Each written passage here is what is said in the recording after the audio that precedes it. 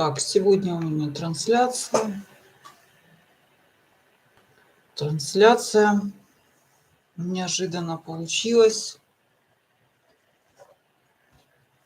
Накопилось несколько вопросов про магию, про отношение к магам, про ритуалы, на которые я решила сделать запись.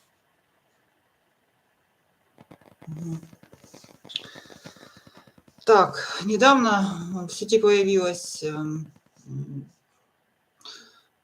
ритуал был, который был проведен против Путина нашими магами украинскими, групповой ритуал, где маги через YouTube обращались к людям и с участием групповой ритуал, чтобы силу объединить людей, подключить к тому, чтобы, ну, скажем так, избавиться от Путина. Ну, я об этом узнала буквально от другого мага. Я сама этого не видела, не смотрела, не участвовала. Как я к этому отношусь? Во-первых, я допускаю, скажем так, возможность, конечно, такого ритуала, воздействия, это групповой ритуал, это все очень-очень давно известно. Единственное, что я против того, чтобы в ритуале, скажем так, боевом, в ритуале наказания участвовали неподготовленные люди. Ну, я считаю, что это опасно. С другой стороны, ну, провели и провели. И что? То есть я к действиям чужих каких-то магов посторонних отношусь абсолютно спокойно. Потому что магия – это терра инкогнита. Многие вещи могут быть как и в науке, как в любом деле. Могут быть опытом, могут быть ступенькой для выполнения какой-то цели, не обязательно за один вечер, за один раз. То есть я считаю, что провели и провели. И вот я нашла в сети такая тетенька у меня на Фейсбуке. Ну, на Фейсбуке я никогда никому не добавляюсь. Они все сами ко мне добавляются для чего-то, или там у них администраторы какие-то, СММщики, не знаю, кто они. И вот эта тетенька, сама тетенька сидит в Казахстане, не буду ее рекламировать, она себя позиционирует как какой-то там маг, якобы маг. У меня сложилось впечатление, что это просто админ, который ищет какие-то статьи в интернете и выкладывает. То есть ни о чем. Ладно. Практики там, думаю, что ноль. И вот она начала говорить, что маг не должен вмешиваться в мирские дела. Подождите, а куда он должен вмешиваться? Что там такая сила, с которой вы столкнетесь, это война мага, вы не можете на это повлиять. Как вы зачем? В общем, она высмеивала украинских магов нас и рассказывала, что вы ослеплены ненавистью, маг не должен так действовать. И меня что поражает, что человек, я ей предложила, давайте покажите ваше фото, я просто хочу посмотреть, кто вы такая, потому что она сказала, что вы можете изменить. Я говорю, давайте мне покажите фото, и мы посмотрим, что я могу изменить у вас в жизни. Она отказалась это фото мне прислать. То есть, естественно, что она сидит под каким-то там мимишной картиночкой, да, то есть она не хочет, она боится, да, вдруг что-то. Я ее спросила, а почему вы считаете, вот вы боитесь мне даже свое фото выслать, вы боитесь свое фото выложить в интернет, а почему вы считаете, что вы можете каким-то украинским магам вообще что-то диктовать, мне вот это осуждать их или объяснять, почему у них ничего не получится. Меня вот это поражает, что то есть люди переоценивают себя. Как даже я, маг, у которого результаты есть реальные, через магию, через невидимые силы воздействовать реально на ткань, на предметы на материальное и нематериальное. Каким образом эта женщина собрала вообще вот эти вот люди, они собираются руководить другими магами. То есть что такое маги? Маг каждый сам по себе. Захотят они объединяться, захотят они будут каждый заниматься всем чем угодно. Если на работе даже, да, вот нанимают какого-то там, не знаю, водителя-алкоголика, ничего ему не могут сделать, да, его только надо там штрафовать, выгонять. Почему есть люди, которые считают, что маги что-то должны действовать по каким-то правилам, что они чего-то могут или не смогут? Смотрите, магия может все абсолютно. Если откроете магию, да, то что это абсолютно все может действовать невидимыми силами абсолютно на все. На здоровье, на красоту, на молодость, на деньги, на отношения. Почему, как можно контролировать? Это инструмент. Невозможно. И вот, если бы вы были магом, вы бы мне не писали. То есть какие-то мифические представления о том, что может маг может делать абсолютно все. Нет черной, белой, серой, красной магии. Нельзя сидеть на всех жопах мира, да, на всех. И богу свечка или черту кочерга. То есть объясните мне, с какой стати маг вообще не боится Бога, да, то есть ему эти свечки. Он может взять абсолютно любой инструмент, в магии много божеств, много эгрегоров. И никак, если нельзя проконтролировать алкаша, который валяется там, да, где-то там, захочет он пошел пьет, захочет он, я не знаю, валяется. Как можно вообще представить себе, что можно что-то рассказывать каким-то магам? То есть откуда это берется? Откуда берется вот это вот представление? Я скажу даже откуда. Это берется от бессилия, когда пытаются какая-то там госпожа, та же Собчак, да, вот она выступает, это какая-то там крестная Путина, да, вот она смеется, вот какие-то маги, что это все фигня. Сама госпожа Собчак бегает, и я знаю даже куда и кому она бегает, и сколько даже она там платит. И она думает, что вот она рассказывает, почему эти люди сами ходят по всем магам мира, да, почему эти люди несут вот такую вот чушь. Почему они выступают против магов, что фу, это все шарлатаны, да, что они могут, ха-ха-ха, какой-то ритуал, на что вы повлияли. Когда я объясняю уже этой тетеньке, что уже война проиграна, это всем очевидно, все. Что, где наступление, где что? В октябре, когда там они, в сентябре объявили, уже полгода, как объявили мобилизацию в России, что, где они? Что они там, Бахмут берут третий месяц? Все, они сдыхают, их экономически добивают уже, это все ясно. Вопрос только в сроках и сколько наших людей погибнет на этой войне еще. Вот сколько они еще развалят и сожгут городов. Но это уже все понятно, уже все. Что, кто это изменил? А почему и маги тоже? Да, у Путина есть маги, он бегает, причем он как-то вообще бездумно. Ну, как обыватели любые, то есть как обычный человек. Вот обычный человек, я ничего не говорю, то есть обычный человек может совершать такие ошибки. То есть Путин обычный человек. То он щепку в крейсер «Москва» там закладывает, то он бегает к одним шаманам, то он бегает к другим, потом сидят у него там личные астрологи, потом он вызывает из шамана из там, Бразилии, Амазонки. Вот, причем те шаманы и те же бурятские шаманы, это разные шаманы вообще. У них разная эгрегор. О чем это говорит? Что человек совершенно вообще не рубит, куда он лезет. В чем его там особенность? В том, что он деспот, как Сталин, как Ленин. Просто он подмял. Это такой народ, который у него всегда был такой вот жестокий какой-то правитель, они всегда агрессия какая-то была. Ну и что?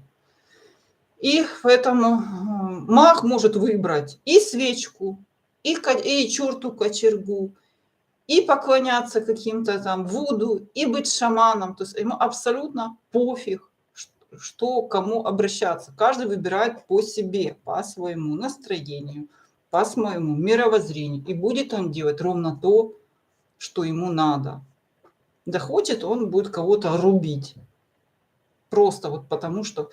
И вот начинается там, вот, что маг может расправляться только с личным врагом.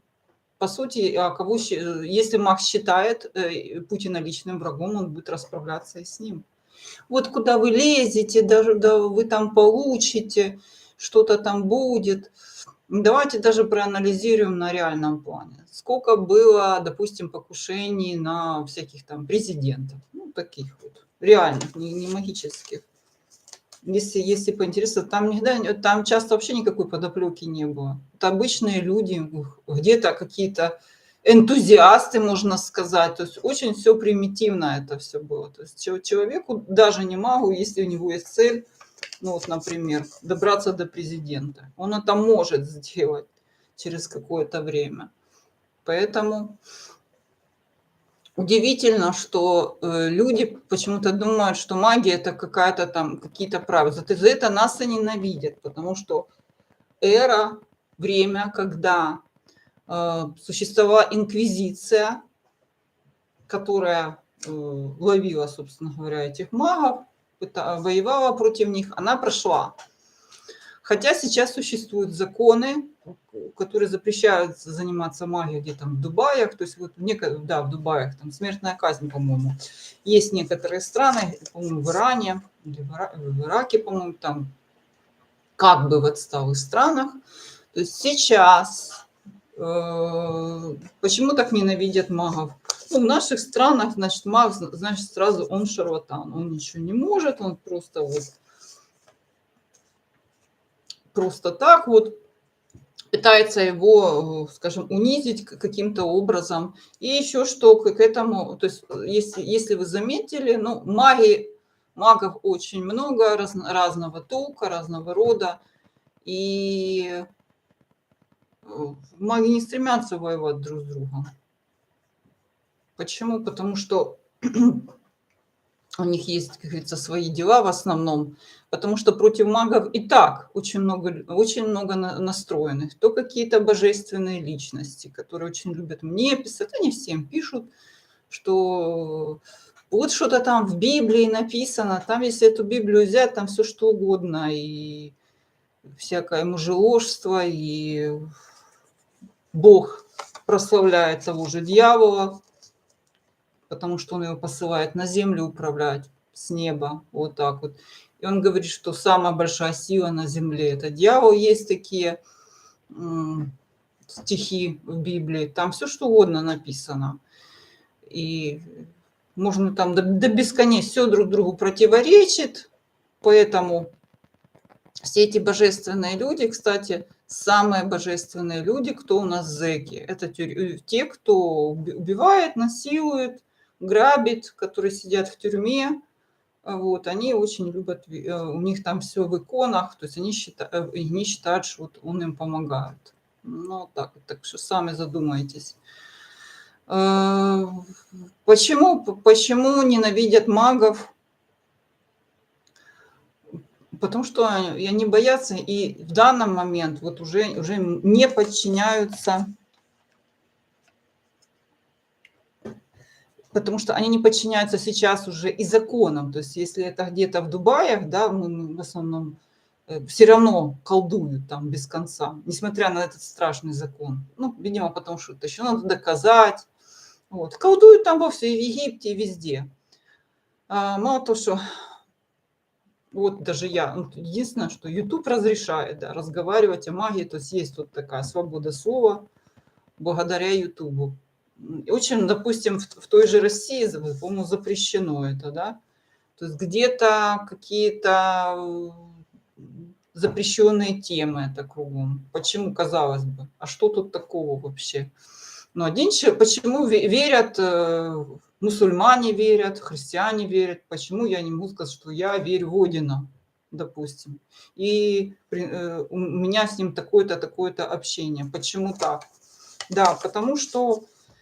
Почему сразу, ой, это шарлатаны? Потому что массовая культура, массовые средства информации направлены на то, чтобы сделать человека, сделать раба, ну, и удерживать в этом состоянии. И большинство информации именно направлено на то, чтобы, даже так скажу, знаете, делайте все наоборот. Все, что вам советуют, ну, 90% информации, которая идет к вам, там, в основном она направлена на то, чтобы вы шли по ложной дороге. Вот. Так, сейчас я... Все на нас дурят. Ну да, рассказ про Гарри Поттера. Но да я даже не против Гарри Поттера. Вот я, любой маг, он занят только собой. Да, бывает, там ведьмочки там перекрещиваются друг с другом, но в основном они стараются, ну, как бы мирно разойтись, я так скажу. Очень редко. Бывает такое, как и среди обычных людей в каком-то коллективе. Ну, мы маги, у нас там сколько миллионов людей на Земле, сколько у нас мест приложения для себя и для людей, что хочешь.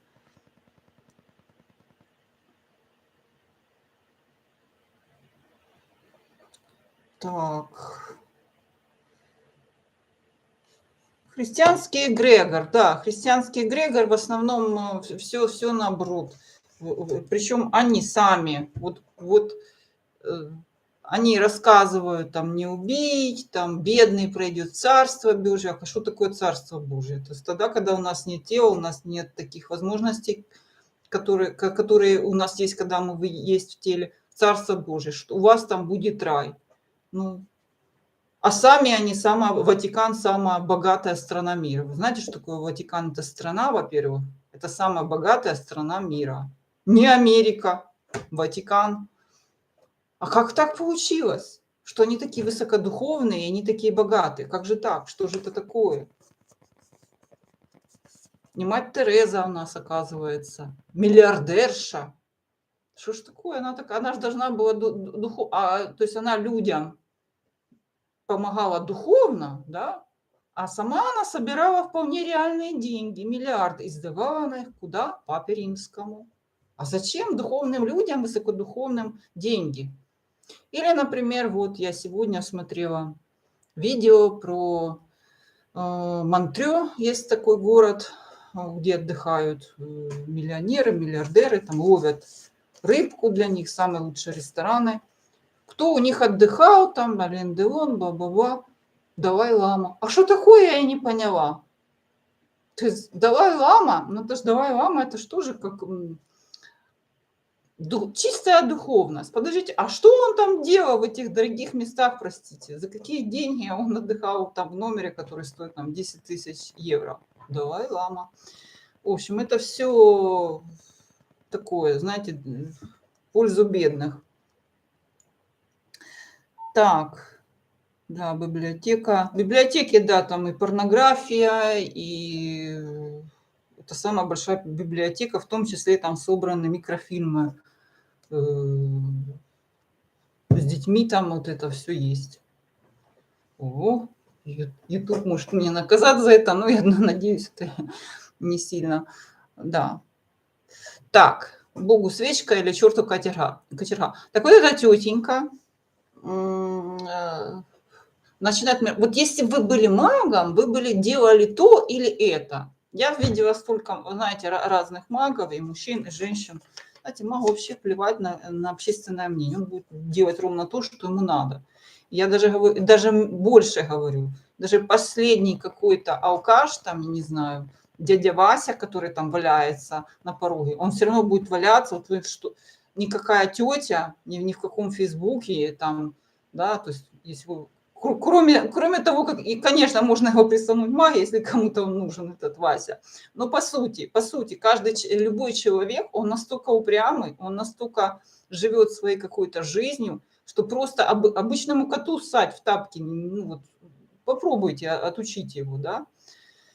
Можно, да, но это ж управлять Васей алкашом невозможно. Да, вот Вася не хочет вести трезвую жизнь, попробуй ты его заставь. А тут сидит тетя и рассказывает, что у нее, она придумала какие-то правила, и вот маги, они творят только добро. Или те, кто творят зло, это злые маги, это черная магия.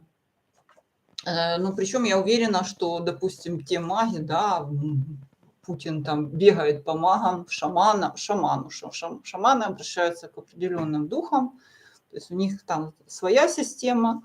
Где вообще, какая религия? То есть их вот тут же ходит в храм. Что у человека в голове? Конечно, он всегда это, он уже проиграл, это понятно. Это понятно, что тут уже смешно. Сентябрь, октябрь, ноябрь, декабрь, январь, февраль. Это уже полгода, как они эту мобилизацию объявили. За полгода уже можно было настрогать эту армию. Ждали, что они в ноябре там что-то нам покажут. Ну, вот так вот. Пытаются они там Китай поднапрячь там на тему оружия, выпрашивают оружие у всех. Какой там месяц они этот Бахмут штурмуют. Да, ну, собственно. То они там белорусов штурмуют. Ну, и вот эта тетенька, она меня спрашивает, а где результат? Где результат? Кстати, я не помню, я не знаю, когда проведен этот был ритуал, если, может, кто-то смотрел, без понятия, кто его проводил. Это ну, хотят и проводят. Это может быть опыт такой, потому что потусторонний мир, он настолько вот мало изведан на самом деле. И те боги, существа, не знаю, энергетические объекты, которые выходят с нами на контакт, по каким законам, что. То есть тут еще исследовать и исследовать. Просто в магии каждый одиночка получается в большинстве своем. Если маги пытаются там, проводят какой-то ритуал групповой по каким-то им, то есть это может быть как и опыт. А кто сказал, что это не может, маг не может ставить опыт? Практически любой ритуал – это твой личный опыт. И когда Пульса Денура, да, но у них отработан этот ритуал. Да, кстати, на Путина уже он как-то его провели через этот Гиюр, я не знаю как. И Пульса Денуру ему все-таки поставили в августе. Ну, судя по моим сведениям, это раз. А Пульса Денура – это год. Можете почитать, в Википедии даже есть. То есть, когда в науке, да, есть такое гипотеза, потом опыты ставят, и эти опыты могут годами, сотнями, десятилетиями проводить, прежде чем сделать какой-то вывод, да, что от мага требует. Вот вы провели групповой ритуал, где результат? То есть результат, они считают, что это должен быть фокус, что Путин должен выйти в прямой эфир, сесть и загнуться, да, или из него там должны что, выстрелить, что вообще люди хотят, как они считают, да. Это точно как, ну хорошо, вот у человека температура, да, человек выпил таблетку, там у него снизилась температура. Где результат? Как вот? Так его можно как-то показать, представить людям? Никак, да? Вот человек сидит в интернете, ему скажут, да, у вас не сбилась температура, мы вам не верим, нет результата. То есть тут только даже термометр показывать не поможет. То есть вот же в чем все дело. Если человек отрицает что-либо, да, то зачем оно не будет к нему в жизнь приходить. Как это вот могут маги там что-то, какие-то... Да что они что хотят, то и проводят. Может быть, этот ритуал, я не знаю, мне самой интересно, да, что это, может, кто-то слышал.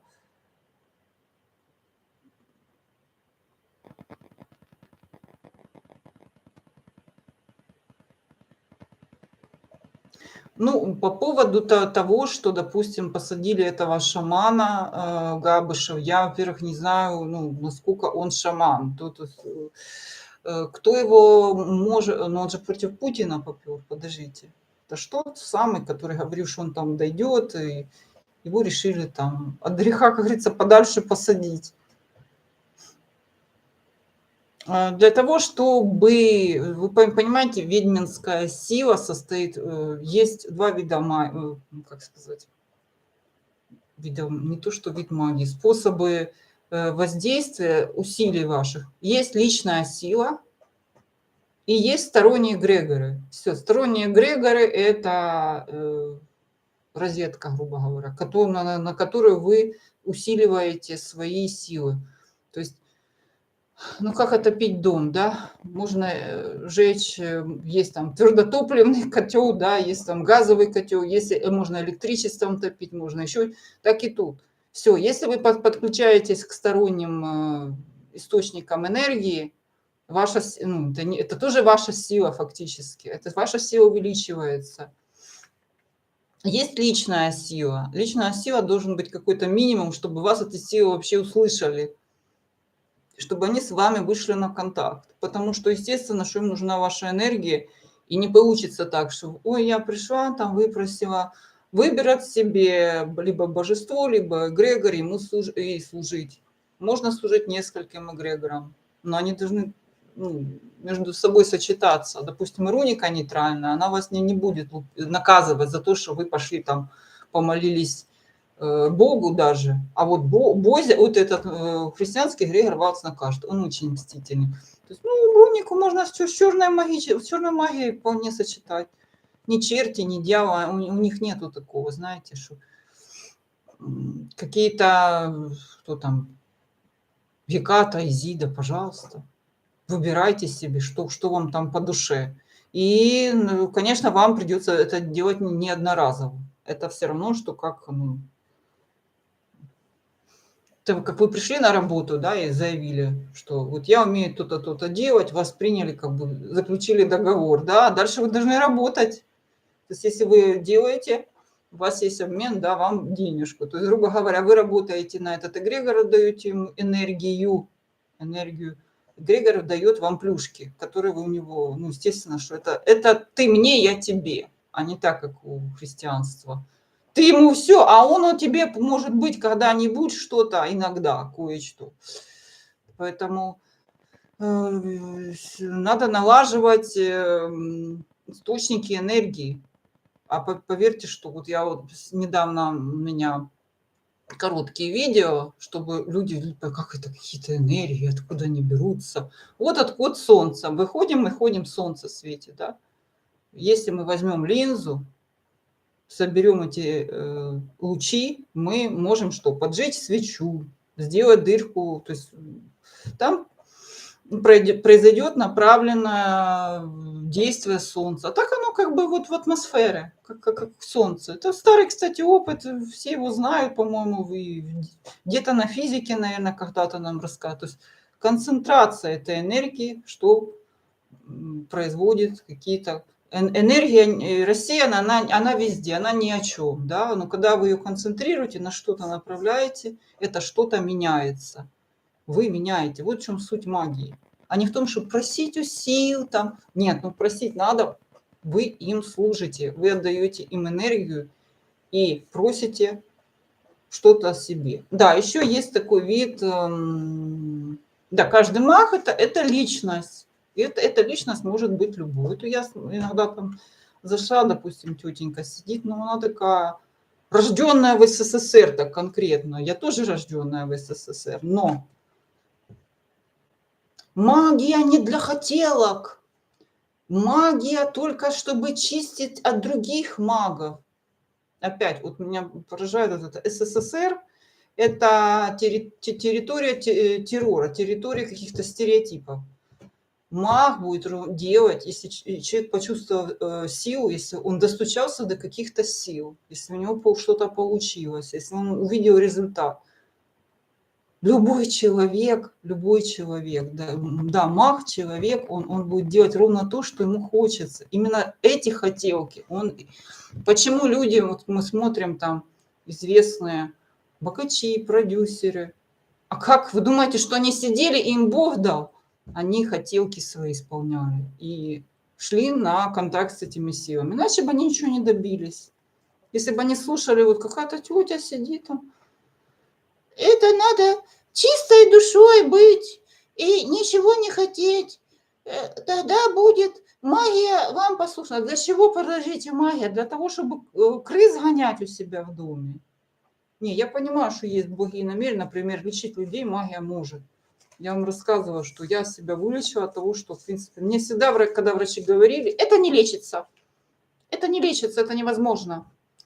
Ну, кроме того, что как бы, возможно, что это была шаманская болезнь, которая принимала вид физической хвори. На самом деле это была шаман. Ну, хотя камни в почках вполне реальная штука, их было прекрасно видно.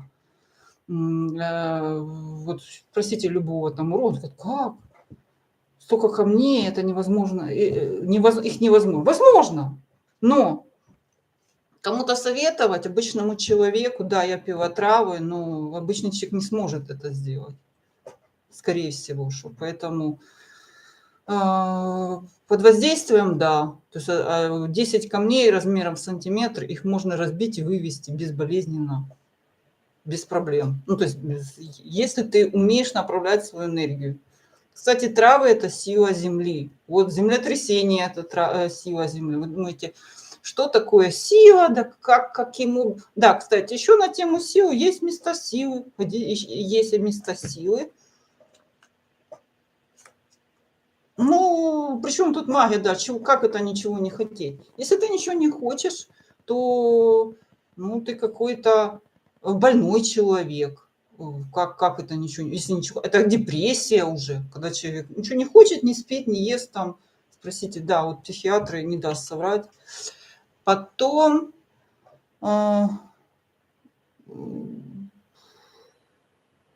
фэншуй. Не, ну фэншуй это же есть место силы.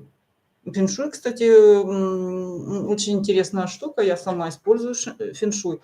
Фэншуй из серии, то, что я говорила. Берем линзу, направляем на солнце, получаем сосредоточенный поток лучей, который там горит, да, под это пятно.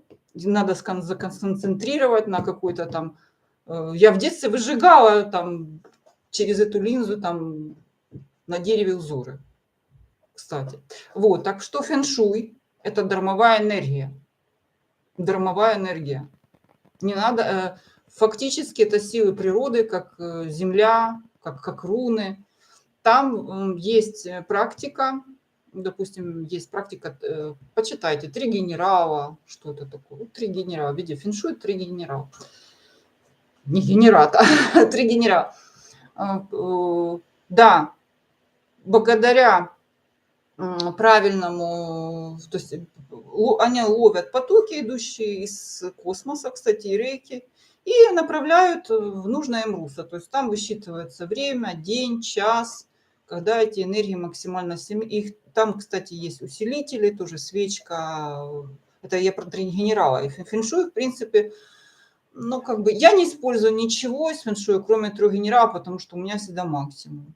У меня запрос по максимуму. Вот, то есть если 3 генерала, это активация. Активация сил. То есть, там много активаций, они действуют. Ну, и, кстати, фэншуй не агрессивная технология, и она именно ведет к преобразованию, а не как астрологи нам говорят, вот, живите, вам что-то там написано в книге судеб, и все. Вы ничего не можете сделать. Да сейчас тебе. Ждите, вот там у вас то будет, то, а потом людям подходят, говорят, а где то? Они говорят, ну вот у вас повысили зарплату на $20, вот вам в гороскопе $20, а вы, значит, вы больше не заслужили. Да, подождите. А проститутка, которая там у шейха, допустим, за месяц зарабатывает 30 тысяч долларов, она заслужила вообще, нет? Что? Повышение такой зарплаты. А? Поэтому левые это все объяснения. Да, фэншуй не агрессивная практика, она ближе к местам силы. Вот вы можете... Места силы, их много на планете. Можете сесть, выбрать себе. Где-то у нас есть место силы, прямо в Днепре, знаете, Монастырский остров, пожалуйста. Ну, там я рассказываю, что место силы не для христиан уж точно, и оно достаточно агрессивное, надо думать, то есть к нему с подношениями вообще надо тестировать, прислушаться к себе. Места силы. Фэншуй можно, кстати, сочетать. Ну, у нас только христианство ни с чем нельзя сочетать, по сути. Вот. Вообще ни с чем. И когда мне люди говорят, что вот я пошла к ведьме, ведьма сделала черный приворот, а сейчас она не выходит на связь, потому что ей надо очищаться от черного приворота. Она молится и просит Бога простить ей что-то. То есть это вообще бред такой. Вот, кстати, вот это недомаги, ну какие могут быть мольбы о прощении? Вообще это глупость. Это даже не двурушники, даже двурушники есть такое, но они так не действуют. О чем речь вообще? Двурушники действуют в сфере невидимости. Есть такое, можно этим заниматься. Я это не люблю, мне это не по характеру. Да,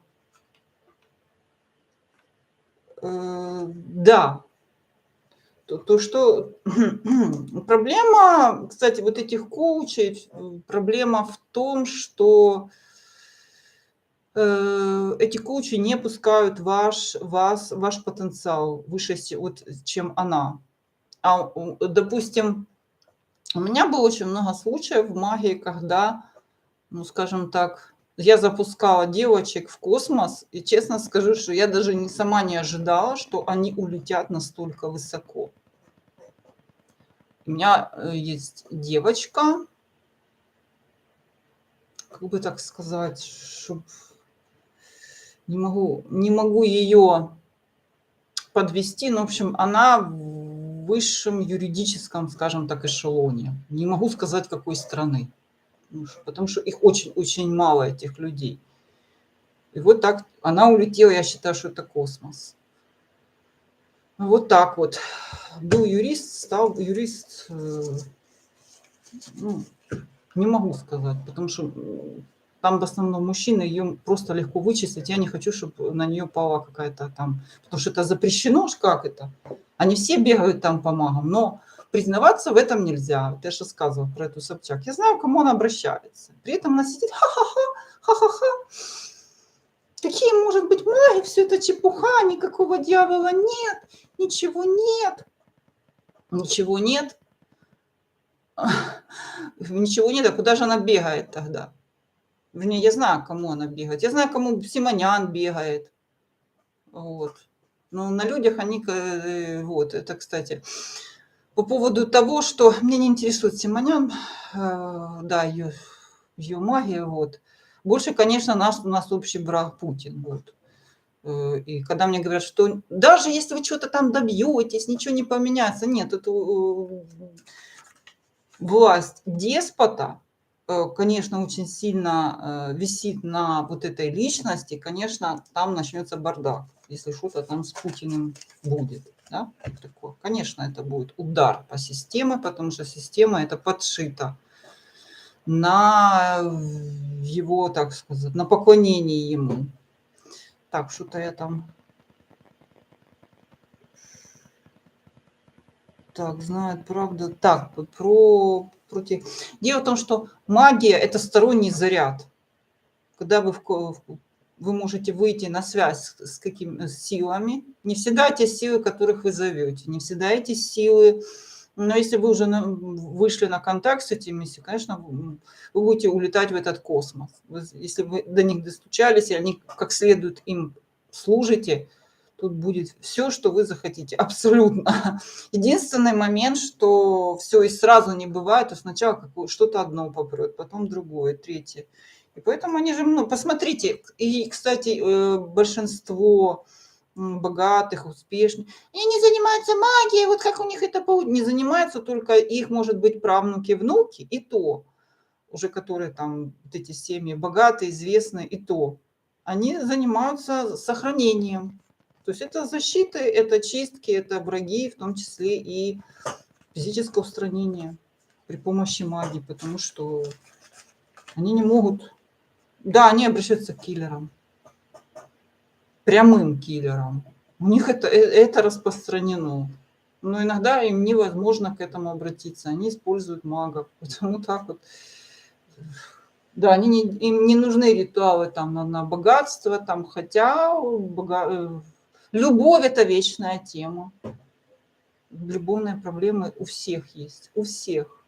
Когда хочется получить мужчину, такого, а не такого, да, вот хочется такого, хочется того, кого хочется, а он не обращает внимания. Это всех, даже если ты богатая, даже если ты молодая, красивая, у тебя может быть такое богатое. Любовная проблема всегда существует. Нет удовлетворения, нет вкуса в жизни, нет самореализации. То есть сколько у меня есть, допустим, человек очень богатый, и он заработал деньги на программировании, там миллионы уже, а он хочет соприкоснуться с миром Голливуда, а Голливуд его не принимает. Не нужен он Голливуду. У него есть сын прекрасный, ну, красивый мальчик, он хочет, чтобы он как-то стал там в Голливуде какой-то звездой. А нет. Вот сейчас мы думаем, как продвинуть парня в Голливуд. Не хочет, да, даже это вот хочется человеку, для него это сказка, вот нереализованная. Ну, плюс к тому, что иммигранты наши вообще в Голливуде, я так поняла, это дискриминация чужаков, они не любят чужаков, только своих. Потому что всегда есть чего хотеть. И если человек ничего не хочет, он либо мертвый, либо больной, да, либо блаженный. Действительно, зачем ему? И он отнюдь не всесильный, потому что даже вот как в йоге, да, это тапас есть. Огонь жизни. Вот. То же самое. Магическая сила, тапас, там кто-то как бы. Это энергия, это много по-разному называют энергии в разных там эгрегорах. Топаз, кундалини, там все это, да, кундалини – это магическая сила внутри человека, там есть прана, которая снаружи, да, ее можно пропускать через себя и так далее. Но цель – энергия и преобразование энергии. Когда мы преобразовываем энергию, ну тоже энергия пара, вот сказать, вот, те, кто придумали двигатель, чем они занялись? Те же маги, они взяли энергию там, этих углеводородов, сжигают и получают что? Механическое движение автомобиля. То же самое делает маг. Но проблема в том, что эти силы невидимы, их нельзя показать. Но иногда они дают спецэффекты. Если вы можете поискать даже, может кто-то еще на пути к магии или интересуется. Была такая Бехтерева, внучка великого психиатра Бехтерева, который лечил Сталина, Ленина. Половина болезни описал он и названо его имя. Синдром Бехтерева, болезнь Бехтерева. В общем, Бехтерев. Так вот, ну, то, что он сам утверждал, что человек после смерти никуда не девается, то есть его душа, мозг, память, все это остается. Про бессмертие, вот это он говорил. У него внучка Бехтерева. Там длинная история. Сегодня я про Бехтереву эту. Она уже умерла где-то во время перестройки. Вот. Так у нее был такой интересный случай. Она там Ивангу посещала, у нее были вещи сны. Очень знаменательный случай, о котором она писала, что у нее умер муж. И она его видела после смерти. Она писала этот случай. Причем она его видела не одна. У нее была секретарша. И она секретарша сидела дома. И к ней, она в частном доме, что к ней постучал муж, который ей там говорил, что вот возьми какую-то там рукопись, что-то там я не доделал. И это видела ее секретарша. Вот так вот. То есть фактически он мог стучать в окно, да, он мог говорить, они его видели. Причем, если это галлюцинация, но это явно не галлюцинация, потому что два человека видели его. И видели, что его физическое тело, он стучал в окно, он ходил, слышны были его шаги и слышен был его голос. То есть вот такое, это можете проверить, любой человек, вот, кто меня слушает, можете посмотреть, что это такое. Ой, я не помню, по-моему, даже была когда-то такая, говорят, что это байка, да, я не помню, что в армию ушел молодой человек, и девушка перестала ему писать. Если кто-то, может, слышал когда-то, это очень старая байка. И потом он написал, он решил, что она там изменяет. В общем, он ей какую-то там телеграмму дал и вернулся, ехал в поезде, она его встретила. Они там в ресторан пошли, все, и пили вино, и у нее там капля капнула на ее одежду. Вот. А потом он утром проснулся, ну, утром же они расстались, все, она пошла домой, и он говорит, пойду к Гале там.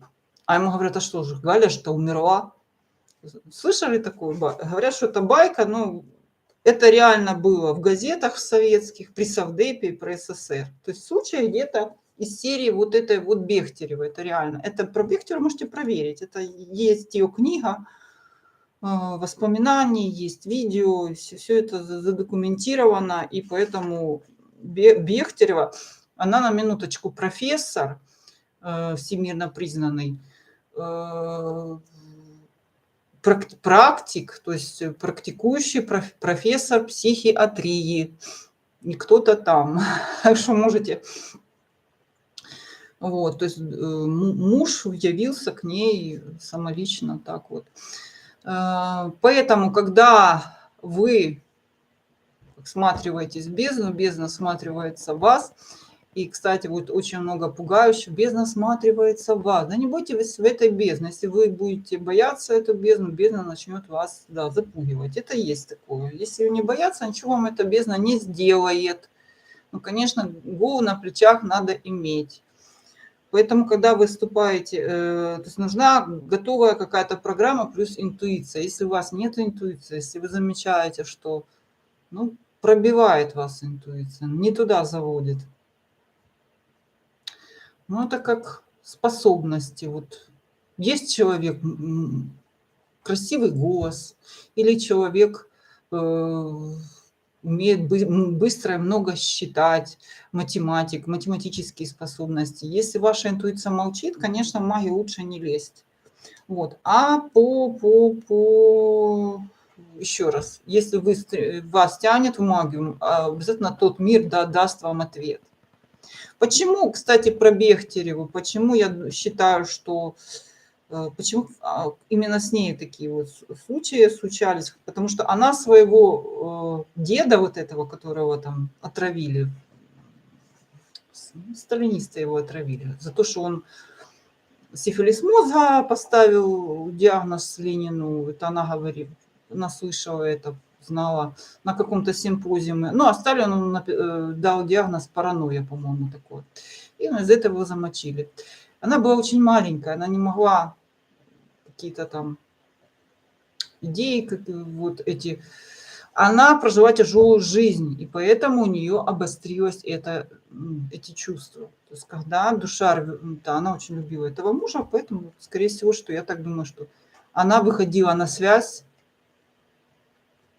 с потусторонним миром. Так бы, возможно, нет. Если вы в него верите, рано или... Ну, у меня была девушка, сказывала, что с которой была подсадка говорящая, и слышу эту подсадку я тоже.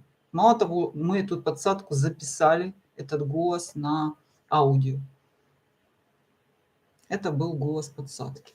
Его можно было реально записать на аудиозапись. Хотя вот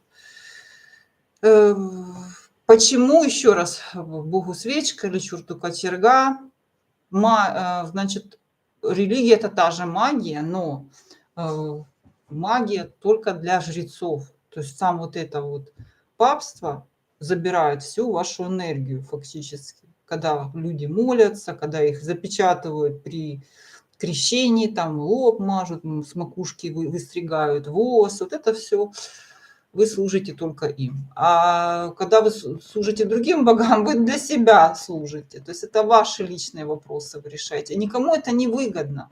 Мало того, что даже если вы на миллиметр что-то в жизни успели или смогли, или пошли, вас ненавидят уже близкие, там, подруги.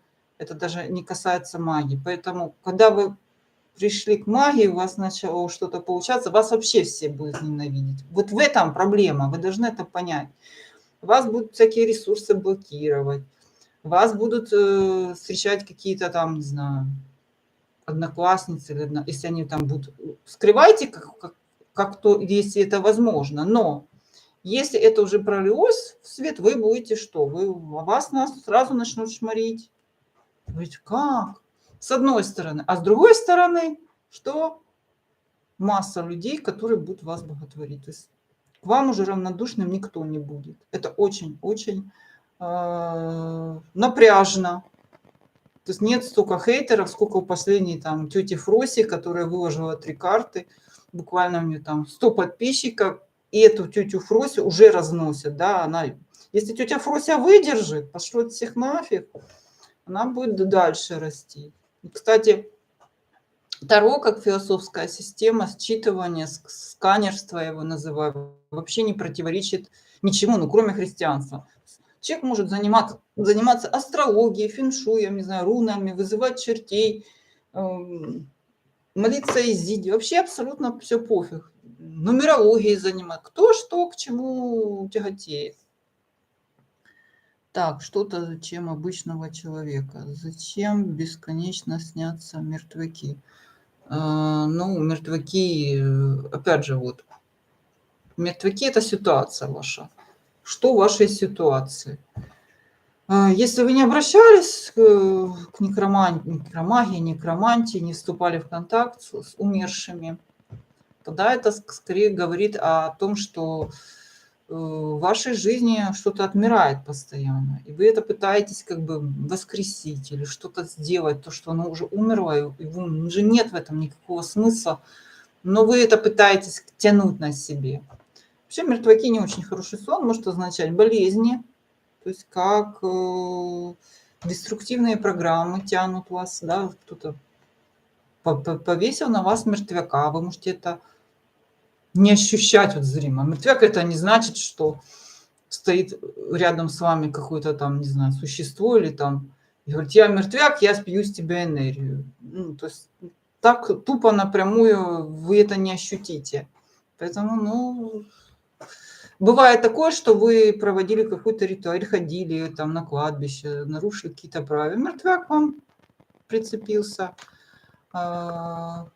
Сами мертвяки еще может означать психологическую ситуацию, которая уже умерла вокруг вас. Она не работает уже, все. Вы в ней живете. Вы понимаете, что это все умерло. Ну, может, работы, может, семьи касаться, может, еще чего-то. Так, что рассказала религия? Ну, религия – это взять людей, у которых пусто внутри, и их чем-то заполнить, чтобы они не доставляли проблем высшему классу, чтобы они не были агрессивны, чтобы им было чем заняться. Поэтому, кстати, религия борется с алкоголем. Да, есть такое, что какие-то там секты берут на себя там алкоголиков, наркоманов для того, чтобы... Это проблема тоже для вас придержащих, да, им это... Потому что под алкоголем, под наркотиком человек неуправляемый, да. С одной стороны, быстрое обогащение, ну, вот это все, кто продает, а с другой стороны, периодически это складывают, отнимают у этих наркобаронов деньги и тю-тю, да, садят их в тюрьму. Поэтому религия иногда помогает вот таким вот людям, чтобы... Ну, она заменяет это рабство другим, да, то есть прошивает их мозг, что мы тебя вытянули оттуда, поэтому ты ходи к нам молись, подпитывай наш эгрегор, сдавай. Кто-то сдает кровь, кто-то деньги, они сдают что? Энергию, внимание, то есть они ходят, молятся, это уже все. Поэтому с этого соскочить очень трудно. Но служить силам, проводить обряды. Те же самые молитвы. Молитва. Что такое молитва? Это не молитва. Здравствуй, там, отче наш, это не молитва. Молитвой, когда вы молитесь там, Христу, Богу, кому-то, вы отдаете энергию. Поэтому служить, та же самая молитва, вы сели и молитесь. Да, вы отдаете часть своей энергии. Ну и там есть обряды, допустим, когда вы приносите в жертву себя, то есть кровь там с пальца. Это ваше тело, кусок вашего тела. Вы приносите в это в жертву, там есть энергия. Смотрите, вон врачи, да, когда сдайте кровь. Какая охота за кровью. Ну, не охота, а очень ценным считается, что если кто-то сдает, всегда умоляют, сдайте, пожалуйста, кровь. Там есть война, нет войны. Потому что кровь очень ценна. Это жизнь. Вы даете возможность жить этому эгрегору, потому что вы вкладываете энергию. Вы, не знаю, вот вы замечали, да, что ну вот как детей нянчат, воспитывают, вот вы вкладываете в них энергию. Вот. Почему говорят, что детдомовские дети, что ну, они вырастают часто странными, да, потому что им не уделяли внимания вот этого. Вот. Тем самым вы уделяете внимание эгрегору, вы проводите ритуалы. Какие-то эгрегоры требуют жертв, какие-то не требуют жертв. Но в любом случае, вот те же руны, да, там не надо приносить какие-то жертвы. Хотя вот есть такая, да, что пошла уже Манечка обвинять эти, что там якобы приносились какие-то страшные жертвы. Нет, это история, там были войны, кровавые, все. Но служение рунам не требует убивать животных или людей, нет. Это, кстати, в Библии такого полно. Это же они там сначала приносили в жертву людей, потом перешли на животных. Овнов, как там, кого они там, тельцов приносили в жертву. Вот это все там в Библии. А потом уже отказались от этого, якобы Христос уже принесся в жертву. А до этого вот такая хронология Библии. Сначала дети, потом животные, да, они приносили в жертву. Вы можете не приносить, смотреть надо. Руна – это тоже принесение в жертву, но в данном случае просто по чуть-чуть вашей энергии. Если вы подписались под рунами, вы должны все время их делать. Как только вы перестаете делать что-то руническое, да, вот те же защиты, да, раз эти рунические, вот именно рунические защиты, они прекращают свое действие. В чернухе там по-другому, да, там обряд, после которого ты валишься, ну там огромное, там как удар топором, да, там бух, там может быть, там, ну, и пальчик проколоть, и какую-то жертву принести, и подношение силам, да, требуется. Но это надо все равно делать постоянно. Если вы решили один раз, обращусь как я к дьяволу, пусть он меня примет, вот я что-то хочу получить, так не получится. Не получится. Дьяволу всем надо служить постоянно. Если вы даже у него выпросите с первого раза что-то, ну, бывает такое, мало ли, то потом вам надо постоянно к нему обращаться, постоянно ему служить. Вот, то есть те же свечи жечь, те же молитвы читать. Ну, то есть там молитва, конечно, не христианская, каждому своя. Проводить ритуалы, допустим, рунический ритуал – это уже обращение к богам. Без этого рунический ритуал, допустим, не проводится. Либо делать постоянно рунику, вы должны постоянно этим жить. А так просто, знаете, разовые работы бывают. Но это опять же, вот я не верю в разовые. Значит, вы до этого выходили на связь, значит, вы до этого подпитывали какие-то силы, может быть, какое-то существо, ну, энергетический какой-то, энергетическое существо. То есть вы его могли создать, как лярвы существуют, вы могли подключиться через род. Вот у меня, допустим,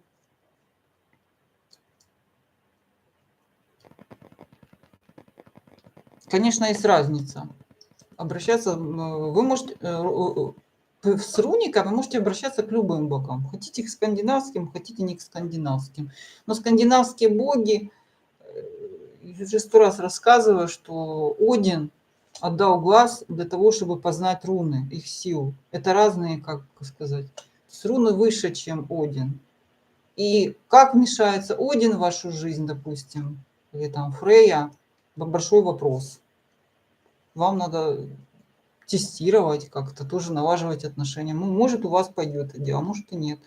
И то, что вы будете делать рунами, это одно, а то, что как в это мешается Фрейя, неизвестно как. Так что это могут быть две разных абсолютно линии. Вы можете Фрейе не понравиться или еще что-то такое.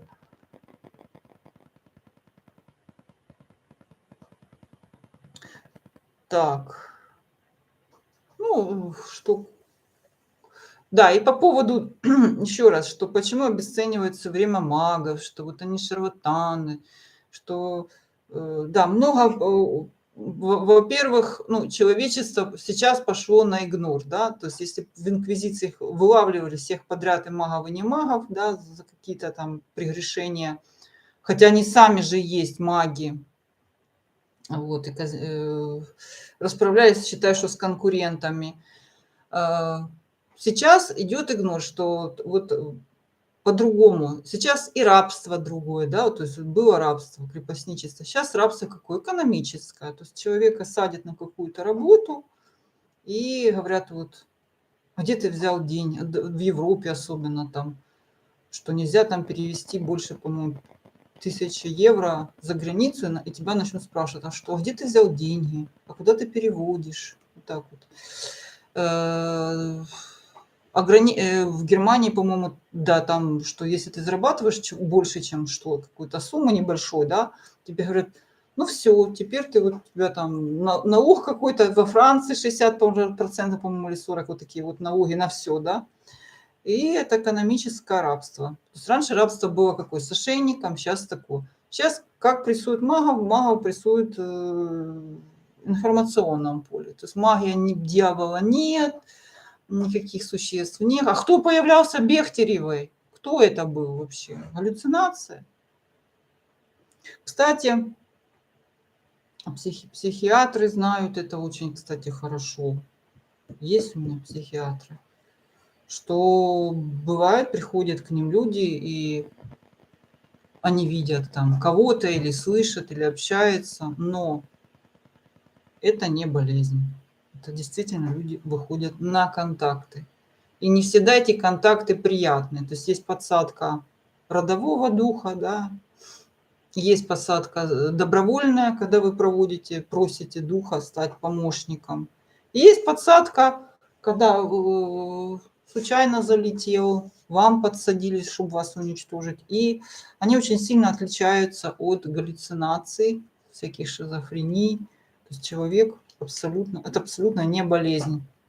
У меня такие случаи психиатрам знакомы, не только мне, то есть вот так вот. Ну, вообще, кстати, медицина очень часто сталкивается с такими вещами. Они никак не берут это, не рассматривают, не изучают, потому что и медицина, собственно, это тоже часть рабства, да, когда людей там заставляют идти на операцию, хотя можно это все вылечить. Ну, про рак я тоже считаю, что медицина – это область также, где они друг друга там ненавидят и завидуют, и как в любом обществе, где есть конкуренция. Поэтому, вернее, там рак, опухоль, там много-много всего. Гомеопатия. А какую страшилку? Что-то потеряла. Так, как вы относитесь к гомеопатии?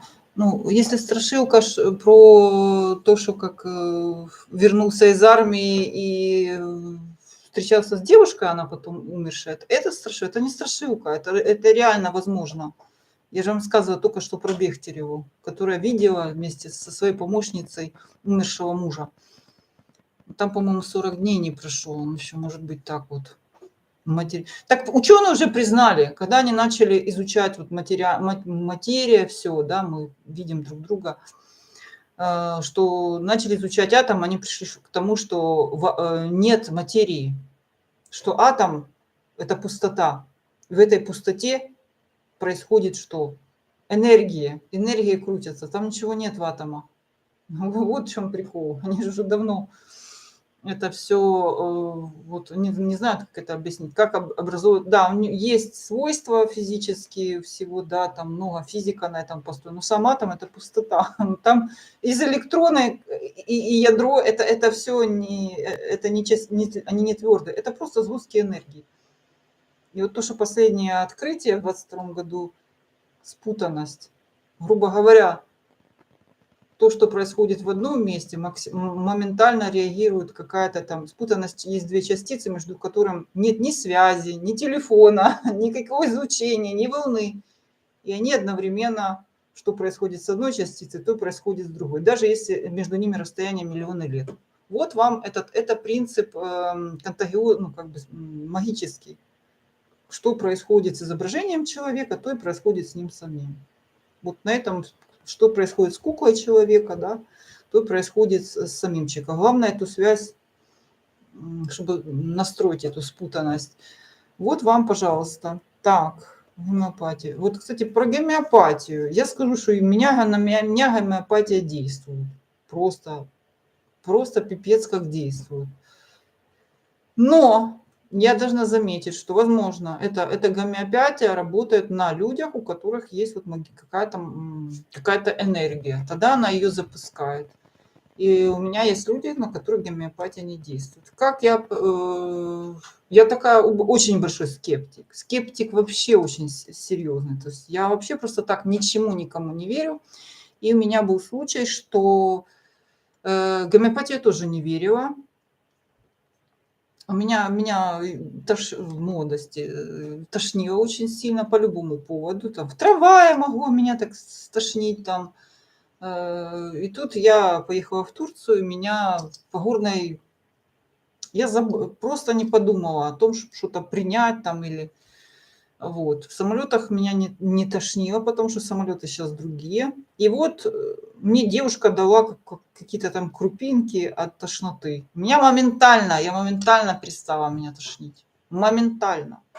То есть я сказала, что это не подействует, что это все фигня. Ну, 5 минут, наверное, где-то у меня ушло. Вот, так я поняла, что на меня действует гомеопатия. Потом я стала практиковать, ну, от температуры там какой-то, аконит, по-моему. Всегда, когда я ездила там, приезжаешь, там, может, пару дней, там, каких-то начинается тебе морозить, там, перегрелся на солнце, я всегда этот аконит брала, да, он всегда мне помогал. Ну, действует, но не на всех. По какой причине? Ну, так же точно, как и все таблетки, как и все... Может быть, не на всех. Вот мне кажется, что подбирать можно, я же говорю. Потом, у меня было еще купила какую-то гомеопатию. Кстати, насчет того, что действует, вот именно на тему камней, да, в почках. И там было что-то там сказано, что незаметно выходит камни. У меня наоборот. Я каждую минуту меня носила в туалет, и я отказалась. Какой-то кониум, по-моему. То есть он не так действовал, как они писали. То есть да, они действуют, это я убедилась. Но мне, говорит, этот кониум не то, что как бы никак не подействовал, как-то так, что-то не то. Да, они еще не просто так, он еще может так что-то с собой такое сделать, как и травы. Травы очень сильные, их можно и понизить давление, и повысить, и можно напиться травы, ломануться все эти камни в одночасье, так что ой-ой-ой, мама, не горюй, или поносную. То есть это очень большая сила, поэтому надо постепенно. Да, еще бояться, конечно. Хотя, вот сколько у меня было такое, что меня залезут, начинают высмеивать, там, чушь, чепуха, ха-ха-ха, Путин, шмутин, там, и не только. Я говорю, пришлите свое фото, давайте что-то я с вами сделаю. Вот. У меня вот легко, ну, как, давайте что-нибудь порчу вам сделаю. Моментально, во-первых, если было фото, исчезает это фото, моментально некоторые меня сразу блокируют, то есть, ага, значит, вот как. То есть хорошо сидеть в уютном интернетике и рассказывать, какие все дураки. А когда тебе речь идет, давай проверим, ты же не боишься, это все чепуха, этого же нет, давай проверим, есть или нет, не хотят. То есть ни разу еще не было человека, который бы сказал, ну да, давай посмеемся, все равно же со мной ничего не будет. Ни один человек так не сделал. Было их очень много. Так, ладно. Еще про местосилы. Местосилы. Есть местосилы направленности. Я не знаю, я, по-моему, рассказывала, что на одной из моих последних работ было место, где все выходили замуж. И когда я помню, захожу, смотрю, стоит 3 стола пустых. Говорят, сейчас у нас, говорит, 3 стола, выбирайте любой. И смотрят на меня так. Ну, я выбрала себе столик. Они говорят, о, у нас, говорит, уже 4 человека ушло отсюда беременными. И выходила замуж. Ну, так что, и это правда. В общем, именно так и случилось. Поэтому и было место на работе, где все увольнялись через месяц. Это тоже у меня такое было. Была у нас в роддоме койка, на которой через 2 часа все рожали. Это вот правда. То есть есть такие места в офисе, есть такие места в городе. Поэтому вы можете просто пронаблюдать. Есть места, где, ну, как место силы наоборот, там, где все время происходит какая-то кака. Говорят, перекрестки, это не обязательно перекрестки. Ну, допустим, там били человека, или кто-то погиб. Перекрестки, ну да, туда все носят всякие там артефакты, может быть, именно поэтому на перекрестках не очень хорошо. Хотя бывают позитивные перекрестки. Места силы. Кстати, вот эти всякие, знаете, сказки, что там какой-то старикан спал с какой-то молодыми девушками, это не лишено также смысла. Хорошие места, это красивые места, хорошие места там, где молодые, красивые живут, учат там, те же институты, места, где люди... Вы можете сами себе подобрать это место силы. Кстати, в гороскопах, в тех же описаниях зодиакальных знаков, раньше, по крайней мере, когда я этим занималась, были описания камней, которые вам подходят, они дают вам силу, и мест. Вот, кстати, я отлично помню, что девам рестораны, вокзалы, что-то еще, и площади. Поэтому есть еще такая информация. И, кстати, она также, я ее не проверяла досконально, но она не лишена смысла. То есть есть места силы. Вы можете просто посещать какие-то. Меня, например, молодости тянуло и вокзалы, и рестораны. Да, я действительно после этого какой-то вот у меня прилив сил. Поэтому можете... Места силы, это там, если вам до магических дел, они могут быть разные. Они могут быть и негативные. Ну, то есть где там такой страшненький лесочек может быть какой-то, или тоже кладбище. Ну, смотря какой вопрос вам надо решить. Пронаблюдайте. И, кстати, про роддом это многие скажут, и про офис. Каждый может в своей жизни или у кого-то знакомого вспомнить про это, да, что есть место, где... Вот даже в городе вот у нас есть места, где пару высоток, с которых все время все приходят и прыгают. Кстати, я живу в таком доме. Вот у нас... Вот соседняя высотка, там почему-то никто оттуда не упится. Почему-то все к нам идут. И еще у нас есть на парус такая высотка, тоже туда любят.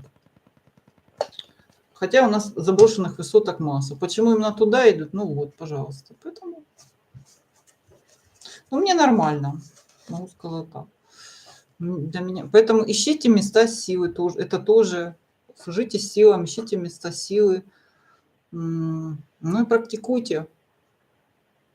И слушайте тех, чьи слова вот вам откликнулись, и вы прослушали, да, и у вас что-то получилось. Вы прислушались к какому-то совету, у вас получилось. Потому что большинство советов в сети ровно наоборот. Кстати, вот это какие-то дурочки, они дуют губы, все над ними смеются. У меня почему-то все, которые надули губы, сделали себе жопы, все удачно повыходили замуж там за каких-то богатых дядек и греют жопу на каком-нибудь Миконосе. Поэтому все как раз наоборот. Слушайте еще раз говорю, себя, развивайте свою интуицию, проверяйте себя.